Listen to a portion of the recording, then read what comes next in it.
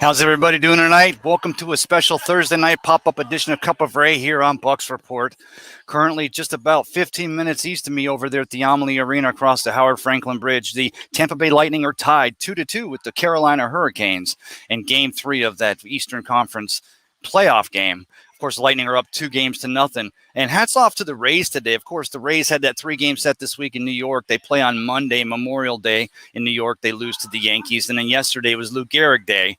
A day to remember Lou Gehrig, but to more importantly put emphasis on the ALS and the disease ALS, and some of the people, so many of us know people or have people or family members that are afflicted by it or have had it. We know what it is. And of course, the Yankees won yesterday. Of course, today the Rays were down 2-0, but then they come back and they win that game 9-2. But actually, I'm here tonight because I want to talk about the Bucks. And I got some questions for you guys. I got a lot of stuff to talk about the Bucks, but here's what I wanted to talk about. I wanted to pose this question to you guys first. First, let me go ahead and got a couple of comments real quick.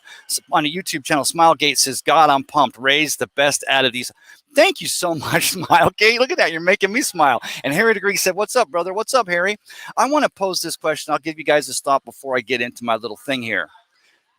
Buccaneers, it's Friday. It's the Friday after that home opener. We have that Thursday night game versus those Dallas Cowboys. We're going to go game by game over the next hour. We're not going to get too deep into it, but I want to see your comments.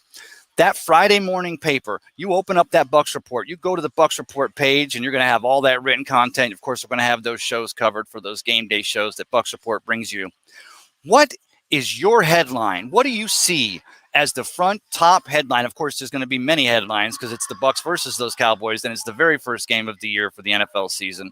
Bucks hosting it there on Thursday night as the Super Bowl champions get to. Of course, they'll raise the flag and they'll have the Lombardi Trophy, circle it around the field, just like the Glaziers did back in 2003 when they won 37. But what's your headline? I got a couple in my head, but is it a defense? Is it a Devin White? Is it an Antoine Winfield? Is it a Tom Brady throws 4 touchdowns? What's your headline after that Bucks Cowboys game that first Thursday night? Before I get to some other Bucks news, I got another comment in here. Christopher Cole says, "Hey, what's up, everyone? Big shout out to JCA and his family. Praying for him and his family." Yeah, I didn't really want to say Joshua Cole Allen and Taylor and the beautiful family. They're going through a little something. They had a loss and they're dealing with that. And our thoughts and prayers are with Joshua. I don't want to go anymore, but of course that's the reason why I'm sure most of you tuned in tonight earlier and you were looking for the audible. I'm going to call it the audible because I love to call it the audible. Of course, you know how great Joshua Cole Allen is there on the audible, and he wasn't able to make it tonight. And I was like, you know what? We got some Bucks news today, so I wanted to cover it. But I'm over here at the Irish 31 at the Seminole City Center, and I want to talk about a couple of things. First of all, guys and girls, the news comes today that those Buccaneers are going to get their rings, right? 2 days before the start of training camp this season in July, the Bucks are going to get those beautiful, I'm sure they're going to be beautiful, Tiffany-made, those Super Bowl 55 champion rings. And I know all of us can't wait to see that presentation and the players and all. And, you know, last year we were in the middle of COVID 2020, and it was a little bit crazy. This year we're able to do a little bit more as far as we're not all going to go over, you know. The Glazers know where to send my ring. I appreciate you, Darcy Glazer Kaslowitz, and they all know how to send it. 8.5. I want it on my right finger. You guys remember I told you, so that when I say the Pledge of Allegiance, that Bucks championship ring is right across my heart where it belongs. I got another comment in here. Drew Paconis says, Bucks defense stays on course as they dismantle Dak and the Cowboys. There's your first headline. I love it, Drew. Definitely. So let's read that again. Bucks defense stays on course as they dismantle Dak and the Cowboys. I like that. Harry Berg says, the headline, it'll be the Greek was right. Bet the Bucks -6, like taking candy from a baby. Easy money. I didn't disagree with the Harry DeGree. All I said was, let's not underestimate those Dallas Cowboys. That defense is so green. They're the Mr. Kazoos from the Flintstones back in the day. But that offense, Dak was on an MVP pace in 2020 before that injury, and he's averaging 500 yards a carry. Of course, they weren't playing the Buccaneers defense when he was doing all those, setting those records, and they did play in the NFC least, which the NFC least isn't like the NFC least anymore, right? You got Jalen Hurts now at quarterback in Philadelphia. They bring in a great receiver with Jalen. You got the Washington football team in that ferocious defensive line.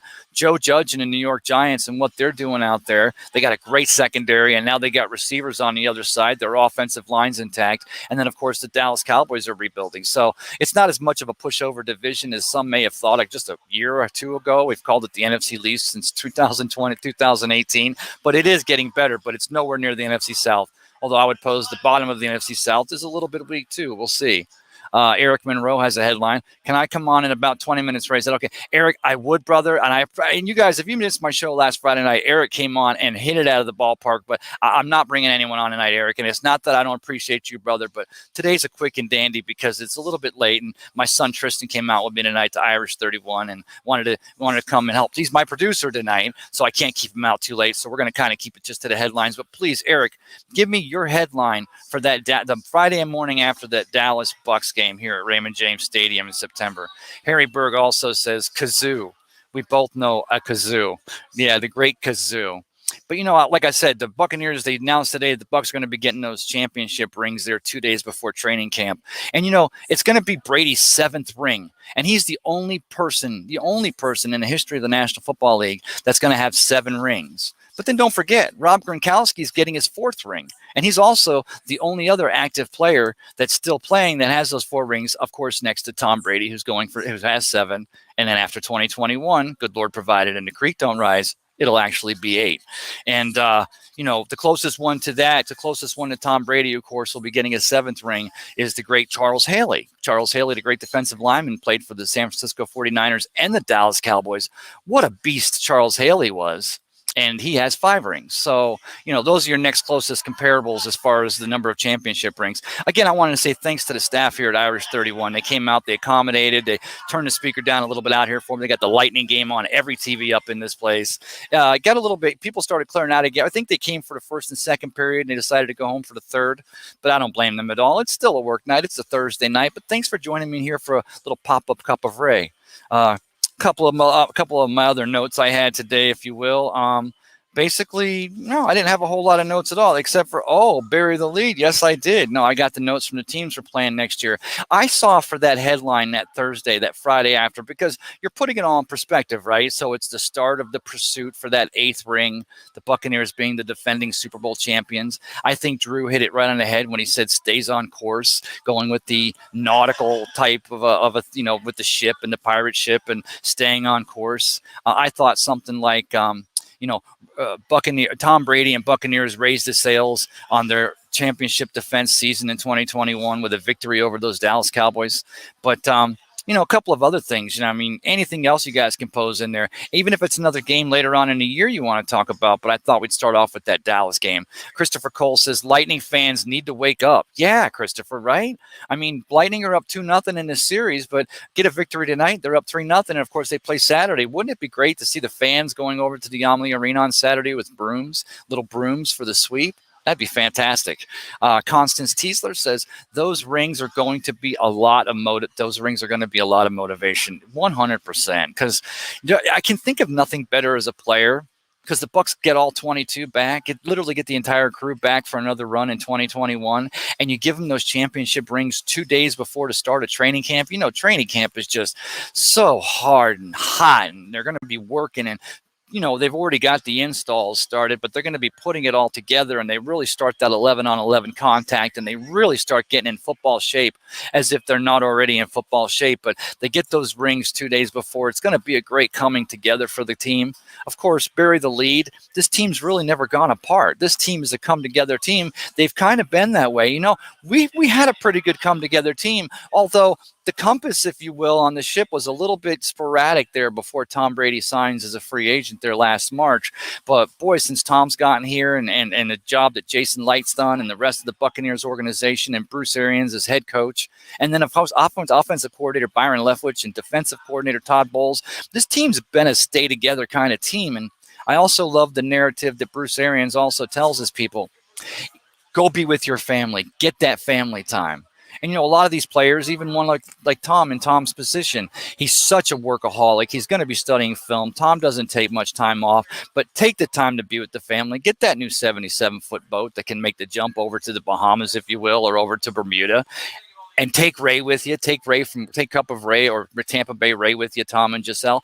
I will be a wallflower. I'll be completely quiet, and I will be your what do you call it? You're not your biographer, but I'll be writing the story for you, respectfully, of course. Bucks Report also has a comment in here. Bucks Report says, You're watching Cup of Ray with Tampa Bay Ray Kennedy. Special thanks to the Deck Bar and Grill at Isla and Advanced Auto Parts. Man, I'll tell you what, I was going to go down to the deck tonight. I just didn't get off of UPS in time, but Cedric and the gang down at the Deck Bar and Grill at Isla del Sol always gets great hosts. And I was like, I wanted to get down there. If it was a Friday or Saturday night, it probably would have been a done deal, but I got off a little late, and I was so happy that my producer, Tristan, my son, was going to come over here and help produce. Yeah, I'm going to keep talking about you, brother.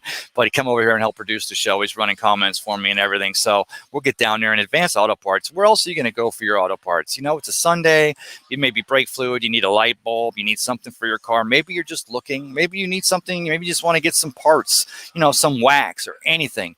Go see the people at Advanced Auto Parts. Not only are they going to answer all of your questions, but they're going to go out of your way to make sure you get the right product that you need for your car, and they're going to do it with a smile. So yeah, thanks to the people at Advanced Auto Parts and the Deck Bar and Grill at Isla. Constance also says, JPP can't wait to see the domination.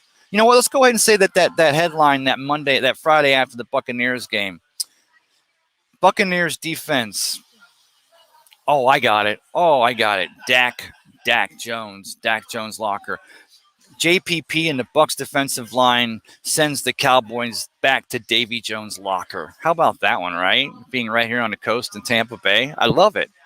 So anyway, a couple of more things today. Of course, you know, Clyde Christensen. I got to read this comment because I love this comment that Clyde Christensen has to say today. Clyde Christensen talking about our rookie quarterback, second-round pick out of University of Florida, Kyle Trask. And Clyde Christensen has this great quote. I'm going to go ahead and read it to you guys because I love this narrative. And it kind of plays back to what Todd Bowles was saying a couple of weeks back when he says, we haven't done anything yet. We're starting from the bottom. And, you know, that's how your teams, not just, I want to say your championship teams, but that's how your teams that stay at the top and they don't just rebuild, but they reload, but they're always in contention year in and year out. They don't go into the year on their bona fides from last season, you know, and I'm not saying, and of course, hats off to the Kansas City Chiefs until they get to Raymond James Stadium in 55 and then nothing. And they beat us here earlier in the year. They had a great game, but, you know, I'm not saying they did this either, but the good teams, the really good teams, they check themselves. They do a checkup from the neck up, and they realize that if you go into this, you talk about a Super Bowl hangover, but I would pose that as much as of a Super Bowl hangover can be a thing, it can be also big head, right? You go into it thinking we're the champions. We just did this. We got this again, right? We got all. In fact, in the Buccaneers case, they've got the entire crew. I mean, top to bottom in the house, back for that second run, for that historic second run, historic in Buccaneers terms, but also historic for Tom Brady to get that 8th ring, but for the Buccaneers to get that 3rd Lombardi trophy or 2 in a row. Of course, this year, the game won't be in Tampa State or Raymond James Stadium here in Tampa. It'll be out there in Los Angeles at the $5 billion Hollywood Park at the SoFi Stadium. But hey, I don't care where they play this game. Let them Buccaneers get to that Super Bowl. But Clyde Christensen talking about Kyle Trask. It's fun to have a rookie guy, Christensen said when asked about balancing his approach between veterans like Tom Brady, Blaine Gabbert, and Ryan Griffin when compared to Trask. Those other guys are well down the road. They understand what we're doing. They're kind of more for maintenance. And as far as coaching them, it's not like you're having to rebuild anything. So just to have a young rookie guy is really, to me, one of the fun things about coaching. You just start from the beginning and you start from scratch. He'll be a fun guy to be around this year. And I love that. Not just because we knew that coming in here, Kyle Trask under Dan Mullins there at University of Florida. Of course, Dan Mullen, don't forget Dan Mullen. He was in Utah when Alex Smith was coming out, and he developed Alex Smith as a quarterback. He turned out to be a pretty decent quarterback. Of course, he's your comeback player of the year in 2020, and he just retired. He also developed with Dak Prescott at Memphis. Is it Memphis? I believe it was Memphis, but he developed Dak Prescott. And then he was a University of Florida quarterbacks coach and an offensive coordinator back when they had Tim Tebow. And so Dan Mullins has a history of developing these quarterbacks and having them ready. But I like the narrative, and what basically Clyde Christensen's alluding to is that he's fresh. He hasn't been coached anywhere else. He's not coming from another team. This isn't his 3rd offensive system at the pro level. And, you know, for a lot of the Buccaneer players, just going from, you know, Dirk Cotter to from Dirk Cotter, and then moving it down to going up to Bruce Arians, and in some instances like Blaine Gabbert, Ryan Griffin, of course, he's a free agent acquisition. He's an undrafted free agent with the Saints on the practice squad and comes here. And it's nothing against these guys. I love going into battle with Blaine Gabbert and Ryan Griffin backing up Tom Brady this year. In fact, that's one of the things that's going to kind of be one of those tricks the Bucs are going to have to work out in 2021 is I don't see him carrying 4 quarterbacks, and you're not going to put Trask on the practice squad, and maybe they allow him to carry that veteran on the practice squad. But I would also pose that should another team in the league, have an issue at quarterback and need a player to come in a pinch, or they have an emergency situation, God forbid, you've got Ryan Griffin or Blaine Gabbert. I'm not sure how that works, but if Ryan Griffin's on that practice squad, then would it be a shock to even see a team try to go after him to bring him in for depth at some other position? I'm not sure, but, it's just something to pose. Drew Pagonis also says, a Bucs report says Drew Pagonis, he's lit, right? Because that's so far. Come on, guys. Okay, I'll tell you what. Let's just go ahead and let's move it on. Let's go ahead and say, forget about the Dallas and the Bucs game, right? Let's go ahead and move it down the road here, guys. Let's go ahead to week 2.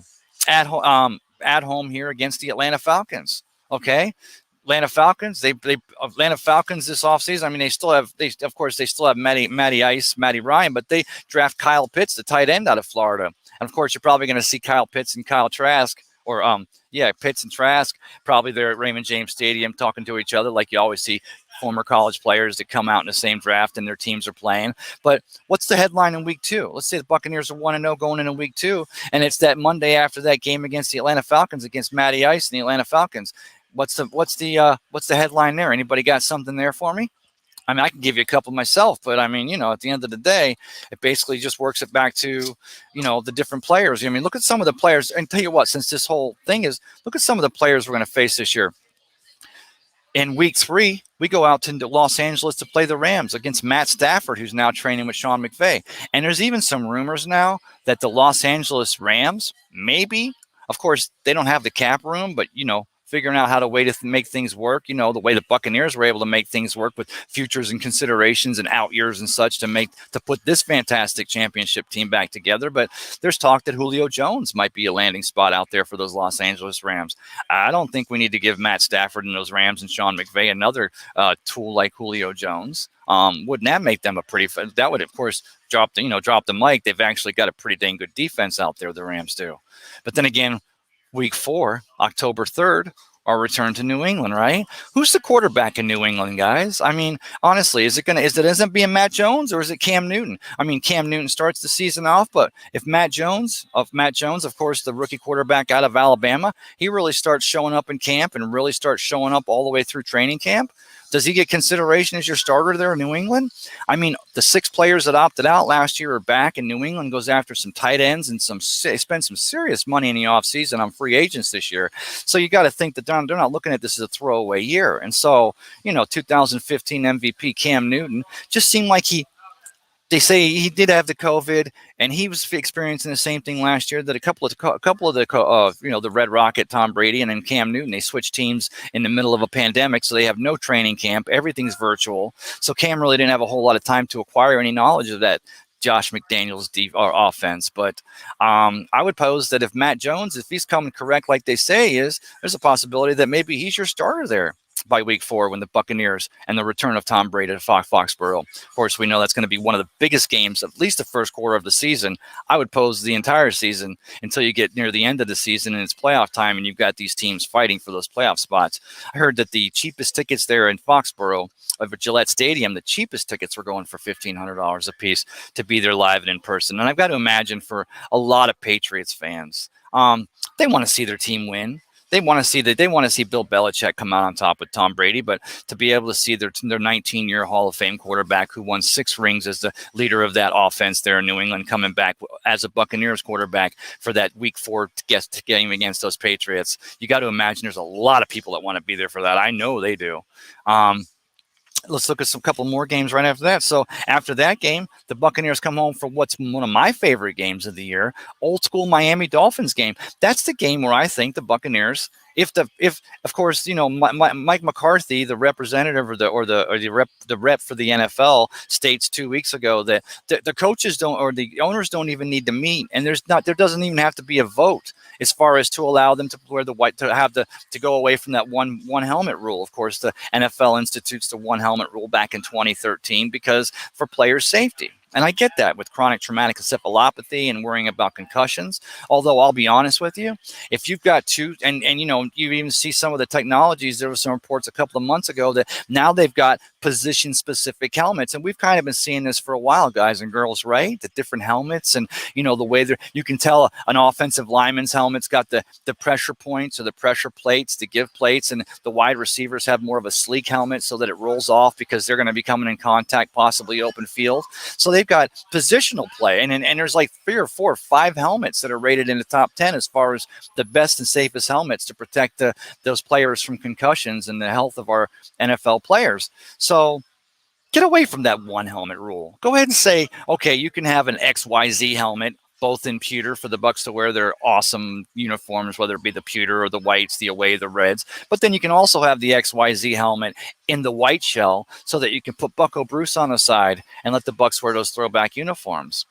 Originally, and I know a lot of you guys, a lot of you old school Buck fans out there know this. Originally, the Buccaneers first proposed the colors for the team back in '75 were going to be a teal and an orange, and it was too close to Miami. It was too close to Dolphins colors. So the NFL said, no, we're not going to have that. That's not going to work. So then the Buccaneers come back to the table with the orange and the red.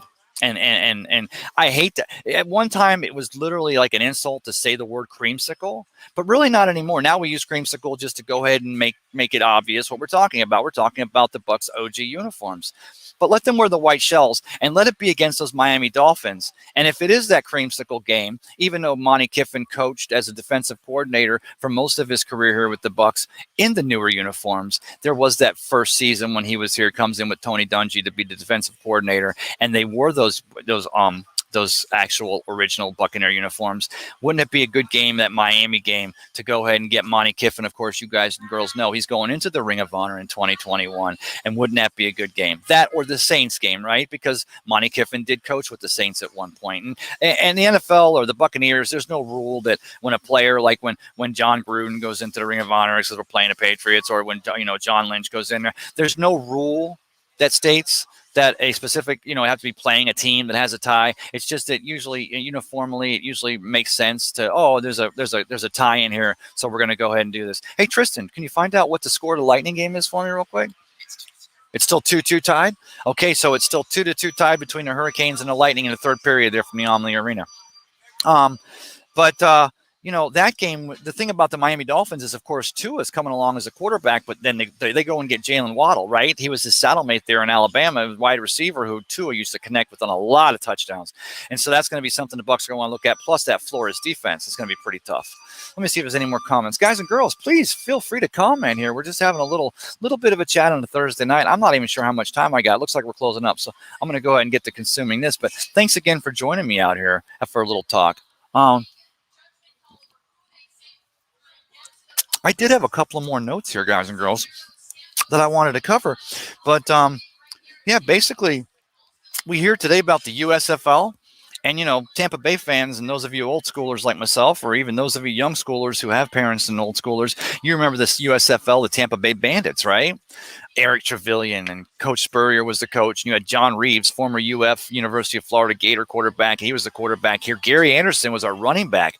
Gary Anderson was a phenomenal running back, and they would go on after the USFL and have a great career in the NFL.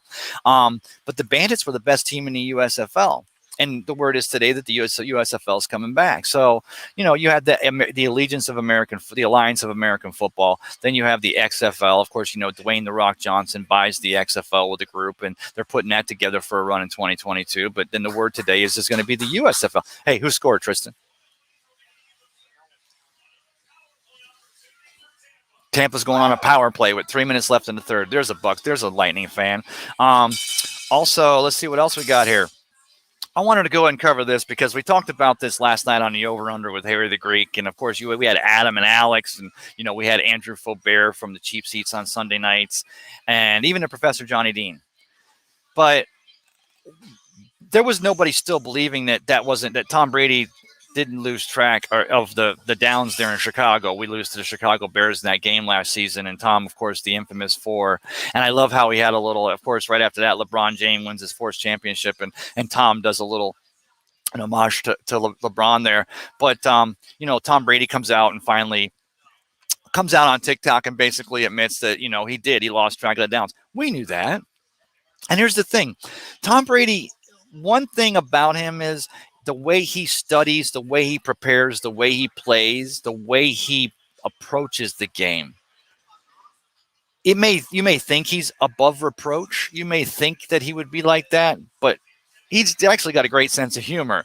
And he comes out and he says, well, yeah, that was a lost moment for me. That was as lost as I was. Of course, we find out that Tom, and we knew this because of the fact that after the bye week last year, week 12, the Bucs go on, they win the last 4 games of the season, and then they win all 4 postseason games on the way to picking up that Lombardi trophy. But Tom talks about the fact that it wasn't even until that bye week or till after week 8 at the least that he wasn't dependent upon that wristband that he had to wear, because he was still learning that Bruce Arians offense, the Bruce Arians offense that took Carson Palmer 2 years to learn out in the desert there. But then when he learned it, man, did he take off.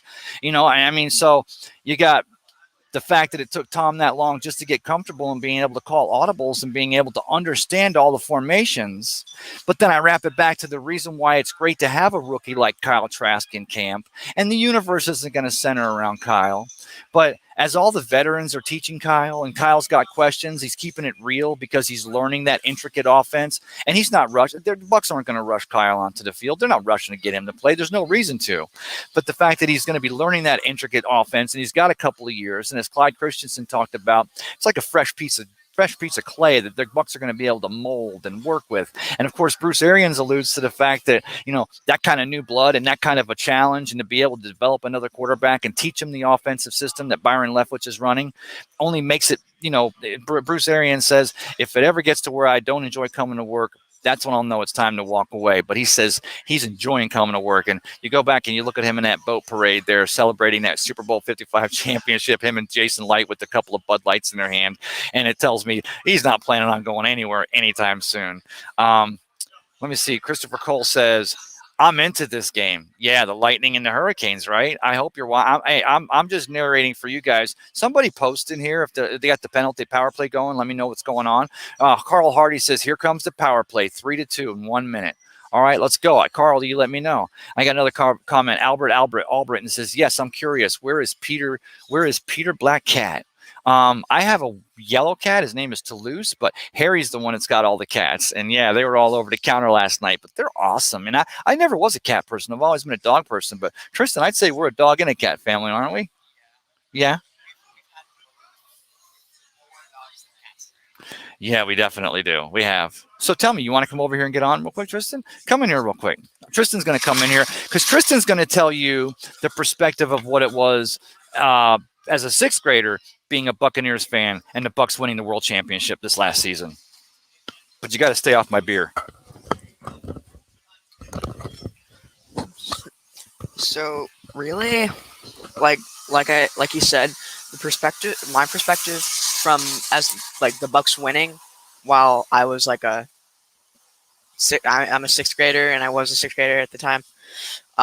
It was really interesting because it's like the only team that I've ever really known to be like the team that I support and the team that I know, and seeing them not only play in their own arena, like for this for the Super Bowl, but seeing them win too and having like the best player of all time on the team is really interesting to me. So do you want to?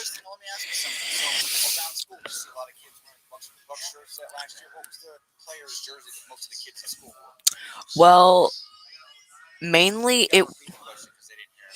The question was, what's the number one jersey I see this year, like worn in school and public and stuff. Really, surprisingly, I don't see a lot of Brady jerseys. I have a Brady jersey, but I don't see a lot of them. I only see like. I can't name any jerseys I've seen because there's a lot of them, and I've seen everyone wearing a variety of them. But I never see too many Brady jerseys. Even teachers are wearing them, actually. teachers ever learn. Has your dad bought you any championship or Super Bowl shirts yet? Yeah. Well, the question is, has your father gotten you any Super Bowl championship merchandise? Yes. What's the best game you've ever been to? I haven't been to a lot, but one I can, but one I can remember is when we went and we saw them lose to the Raiders. Oh, the overtime game. Yeah, when they went into overtime, so that's one of the reasons I remember it.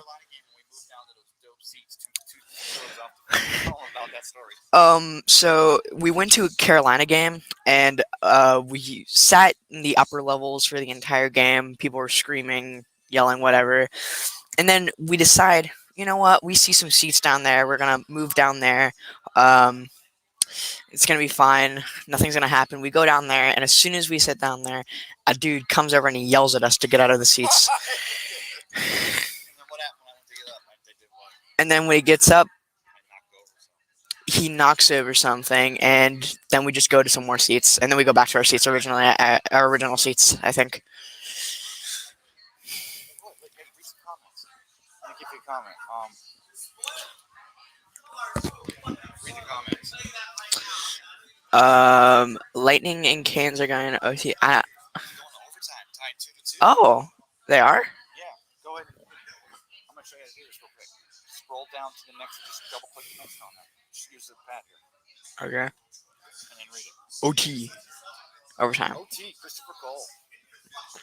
Bucks Report says, go ahead and tell him who says. Bucks Report says, Bucks Report says Alberton, he left to pursue new and exciting options. Go ahead and go to the next comment. Johnny Dean. From Johnny Dean, pound that share button and post your comments. Please show Ray some love in here. Hey, Ray, I'm here. No, you're doing my job. Sorry. Is that the last one? That's the most recent one. All right, Yeah. brother. I appreciate you saying that, man. I'm telling you guys, the apple doesn't fall far from the tree. Like I've had too many beers. Now you guys know where I get my. Now you know where I get my swerve from. That's my son, Tristan Kennedy, and you can catch him. You got a YouTube channel, Tristan? You want to share it on here? No? Oh, because you're doing that under the table stuff on it, are you? Nah. So the Lightning are going to overtime, which is fantastic. So guys, girls. Oh, Johnny Dean, the professor, says, "Great job, good job, Tristan." Thank you, Johnny Dean. So, yeah, I wanted to talk about a couple of more things I was talking about with the Bucks today. But, here's the thing. The Bucks are going to be playing. The Bucks are playing the Tennessee Titans in the preseason, and we know the Titans are going to be here in town, and they're going to scrimmage for a couple of days. And we were talking about this. This is also something that we didn't really get a chance to talk too much about last night on the over/under. But Mike Vrabel is going to bring in Derrick Henry and Ryan Tannehill, but that defense and that team, that's a pretty good team, right? Just 2 years removed from the AFC Championship game. Last year, they didn't have quite as much success, but that's going to be one hellacious team to be practicing and scrimmaging against and learning and working against. But that's where you get most of your work, right? And that's why this year camp being open, because it's 2021 and we've gotten to the other side. We're on the increase as far as we're getting to that better place. And then speaking of better place, don't forget June is Pride. June is Pride Month, and we're going to be bringing you all kinds of shows, got all kinds of stuff planned out here. But talking about a better place, they're still not going to have the parade this year, which is kind of a bummer for me. That's one of the things I look forward to most every year is that Pride Parade. When they march down, they go down Central Avenue and they run. Usually you have all your dignitaries and your mayor in, and it's a chance for me to approach Mayor Kreisman there in St. Pete and say, WTF, Mayor Kreisman, are we going to get a stadium? Are you going to keep those Rays here? Again, the Rays win 9-2 against those Yankees today. So they took they lost 2 of 3, which is fine because that's like the first series the Rays have literally lost in 2 months. And I'm sorry, Johnny, I won't talk baseball too much because I know how it puts you to sleep. But am I forgetting anything else you guys want to talk about with the Bucks tonight? Because, I mean, there is just all kinds of news we can talk about. Joe Tryon comes back, and we had said that of course he initially doesn't pass his physical when he comes into camp for those rookie camps.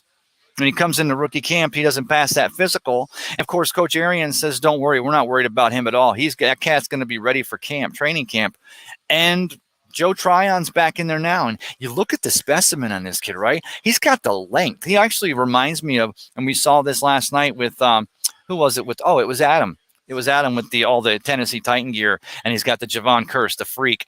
But Joe Tryon, just a long player, big arms, big long player, and of course he's an edge rusher. So that's what you want in your edge rusher, is the length and the balance to be able to get around the offensive line and get pressure in the backfield. Of course, he'll be substituting, and he's they say he's a depth player, but he's going to be playing behind JPP and playing on his defensive line. So he's going to be learning from some of the very best. But as we're talking about what Clyde Christensen's saying with Kyle Trask on the offensive side and how it's great to be able to teach this kid and everything, I also posed it for all the players on this team. You know what? Even last year, of course, most of the team, they've been together for 1 year, but guys and girls, it was still one of the most incredibly strange years for football players that are so used to just being at the facility and hanging out and, shooting the breeze and taking ice baths and breaking things down. And of course, the NFL players showed last season that they could do it remotely, and they could do it with iPads and smart tablets, and being able to learn offense and defense and doing installs and limited practices. Of course, with the protocol contact tracing, they had to wear the devices that showed whenever players got within so many feet of each other, because then if you had a positive case, they were able to immediately contact trace it and stop the spread right then and there. And fortunately, there weren't too many. It's crazy that the NFL gets all 256 in, and the Super Bowl's on time, and bury the lead. The Bucs were in that Super Bowl, which was just fantastic. But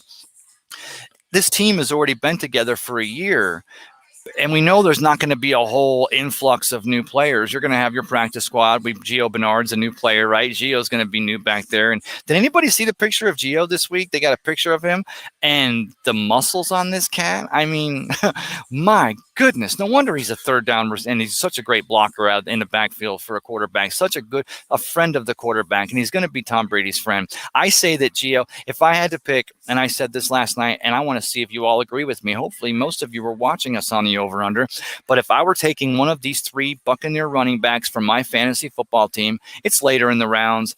I need a depth piece. There's no one else on the board I truly like. I'm always going to try and get I've already got Ryan Suckup as my kicker. I've already got Tom Brady as my quarterback. But if I'm looking for a depth piece later on in that fantasy football draft, and it has to be a Buccaneer running back, I'm not going to say Keyshawn Vaughn, but Rojo is a good option, and so is Leonard Fournette. But for my money, for those third down passes out of the backfield, and the fact that whenever Gio comes in, they're going to look for him to be blocking because he's a third down back. But I think if you look at the way White was used in New England with Tom Brady, and the way he flares out of the backfield, and the fact that he's got great hands for receiving, as well as possibly a delayed run up the middle, because, Gio's in, look for the flare pass, boom, hit him right up the middle, right? Jensen runs smack down the middle, or Tristan Wirfs runs a stunt inside, and now you got Gio going for a touchdown. I would pose that Gio's going to be as much of a fantasy football scoring running back as either Rojo or Leonard Fournette. Let's see if any of you all agree with me on that. Johnny Dean has another comment here. Johnny Dean says, Tryon reminds me of a young JPP, right? Yeah, because of his length and the muscle and the build, right, Johnny? Looks like he's if he's got a dip like JPP, then guys and girls, we're in great hands for the next half quarter or next half or next decade, because I'm not saying he is JPP. Of course, JPP comes from the University of South Florida, played for the Bulls back in the heyday, takes the Bulls to the top 10 when they were pushing for a not national championship, but they were actually on the map as far as one of the best college football teams in the country. That program that the great Leroy Selman, God bless his soul, put together as the athletic director there at USF. Such an integral part of what USF was able to put together, and the way he was able to get that sports department and that athletics department off the ground as fast as he did, because Leroy Selman was working not just behind the scenes, but as the AD over there at USF. He was bringing so many people together and making so many ideas come to fruition. Of course, they never did get that stadium built, but I would pose that, they kind of got a good stadium there at Raymond James, and that's literally just about 15 minutes away from the USF campus. I know the plan someday is to possibly get a new stadium there, but of course, Johnny Dean, you and I have talked about that maybe the plan is sometime soon for the Buccaneers to be looking to get a new. I mean, Raymond James Stadium was completed in 1998, right? So it's 23 years old. And Johnny was telling me one night we were talking, as we always do on most of our pre-production meetings for our Bucks Report After Dark or any of the shows we're on, that, you know, the Georgia Dome, the dome that the Atlanta Falcons previously played in, was built the same time as Raymond James, and now they've got the brand new Georgia Dome, or the Mercedes-Benz Dome, the Mercedes-Benz Part Deux. Although I don't think it's Part Deux because the Mercedes-Benz part's rescinded, and now I think the Louisiana Superdome is actually going back to being called the Louisiana Superdome. So maybe the Mercedes-Benz Dome is only in Atlanta there, but look for the fact that the Buccaneers will possibly be looking for a new stadium at some point. But I know that one of the things that Leroy Selman and the AD and the athletics department wanted to do there at USF was to get a stadium built on campus for those South Florida Bulls. Look for that possibly still to happen. Drew Pagona says, we know the Bucks brought back all of their starters, so they are pretty much set in stone. With that being said, who is your cornerbacks on a 53-man roster after Dean, Sean Murphy-Bunting, and Davis? Is it Herb Miller, Ross Cockrell, or is Wilcox going to come in strong as a rookie? You know, the book is that – oh, hold on a second, guys and girls. Stand by 1 second. Oh, I got the answer right here. Actually, it's my beer. But the word on Wilcox is that definitely you expect him to possibly be fighting for that. But I thought Ross Cockrell. I think Cockrell is also going to, before it's all said and done, I think Cockrell's going to make a statement for himself because that guy can play. Got a good head for the game. That's an inside joke for you, Harry Degree.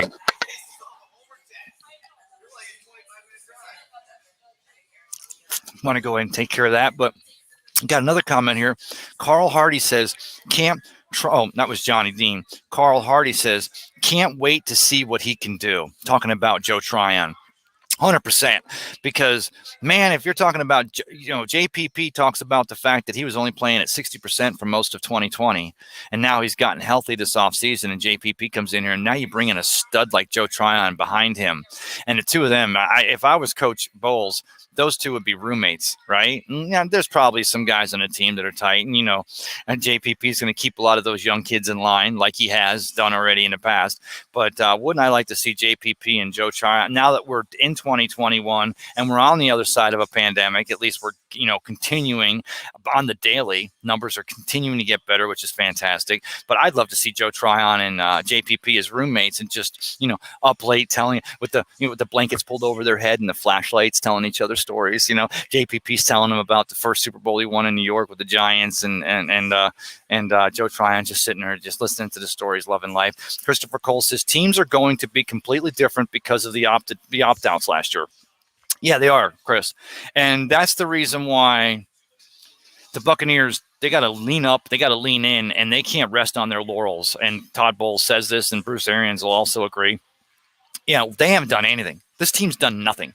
They got the Lombardi in the case. They won 55, historic season, the first team to ever host a Super Bowl and win it, and in the middle of a pandemic, guys and girls. But they're starting from scratch. And again, that goes to the Trask narrative, and it goes to the Joe Tryon and the young guys. But they've got to have that mentality because, like you said, Christopher, there were so many opt-outs in 2020. And also a lot of these players that were drafted that come out of the draft in 2021. Some of these players, you're talking about quarterbacks that went in the first round that have less than 20 games starting over the course of their college career, which is just crazy. Gil Brandt, you're talking about NFL teams 10, 15 years ago, especially before, the flavor of the day quarterbacks became I'm not saying quarterbacks suddenly became important, but I don't know if going back 15 years, if you have this pandemic in 2000, and you have players like Zach Wilson, and you have players like Mac Jones or Mac Jones, or you have these players that don't have an extensive. Look at what happens with Hoskins, right?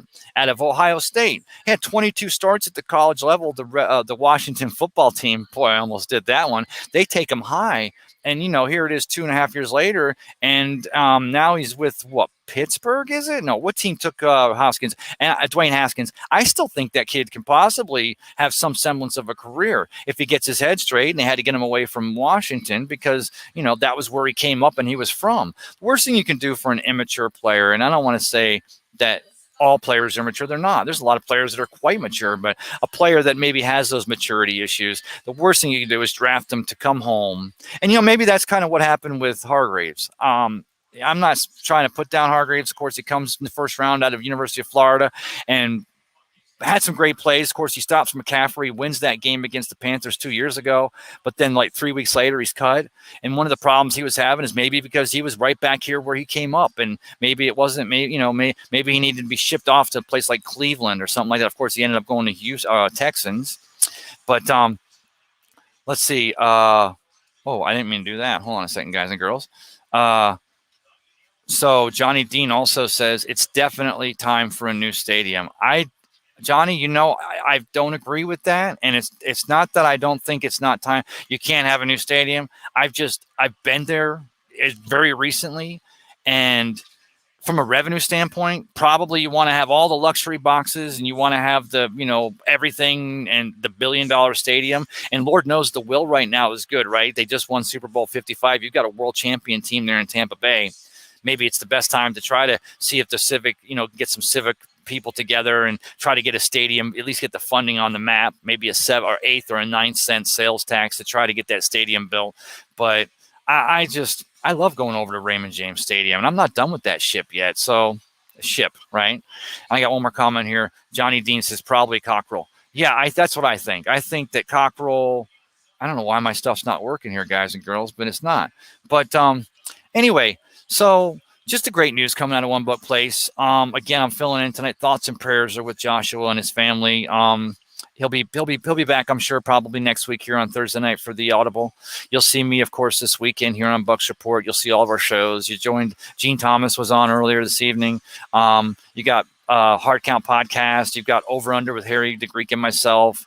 You've got Rick Hughes coming back. Rick Hughes took some time off, and man, did he need it. I mean, that cat, he's probably the only guy I know that works harder than I do. No, I still work harder. But I also dropped an article today. I hope you guys had a chance to look at it. Basically, it was talking about that Tom Brady card. It's still, this day's over now, so there's still 2 days left in that auction, and it's up to $1.9 million. But with the 20% that the house takes off the top, it goes over $2.2 million, which is a little bit over that card of Tom Brady's that sold just last month. It's the same series, the same playoff classic contender series, signed autograph rookie card by Tom Brady, but that one sells for 2.1 or 2.2 million. This one's already above that.